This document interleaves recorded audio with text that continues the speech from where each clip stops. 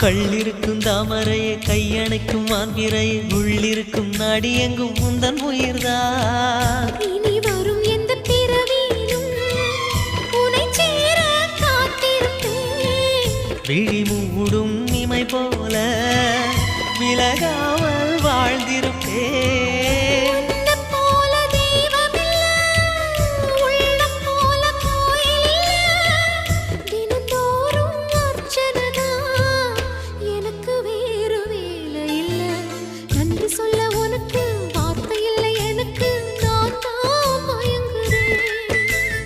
என்னுடைய மனச தந்து விட்ட பிறகும் ஏம்மா கலங்குற